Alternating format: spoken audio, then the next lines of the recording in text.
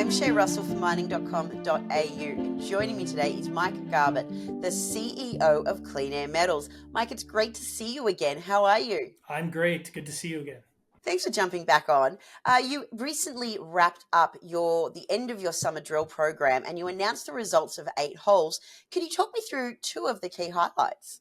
Yeah, so this was the wrap up of our summer drill program, and our first 2 holes, very good response, great results. And then in these 8, we hit mineralization of 7 of 8 of these as well. But the 2 big highlights are we had 1 hole of 50.7 meter intersection of a combined, 8.8 grams platinum palladium and primarily platinum, almost 1% copper and a 0.5% nickel. So that would come out in today's prices at about a 4.4% copper equivalent. And keep in mind, these are near surface. And then another hole, we had almost 24 meters of, again, 8.5 grams per ton of platinum palladium combined, 1.1 copper and 0.6 nickel. And that intersection is about, again, 4.5% copper equivalent for those that prefer copper equivalent. So very, very happy with the results coming out of the ground.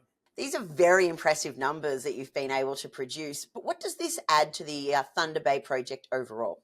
Yeah, so these holes or this program overall, it provides some proof of concept and validation. So our new technical team, led by Dr. Lionel Jean and Dr. Dave Peck, who we added to the board earlier this year, really wanted to take a look at how do we expand some of these high grade zones near surface and prove up a different model for maybe how they're created. And so with this initial program, we're successful in expanding probably 3 of the 4 targets, and the 4th target we just have to do a bit more drilling. So what this means is this could be a different approach for this deposit, looking at high grade, low tonnage, high margin deposit here, mine plan supporting a future PEA. So it's a great first step, but there's more work to do.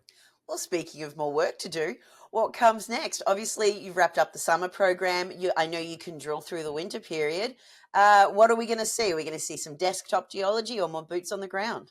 Yeah, so we have some other targets we are looking at. So the likely is a follow-up program to test some additional targets. There are some areas we want to poke a few more holes in the first 4 targets. So we're putting that scope together right now.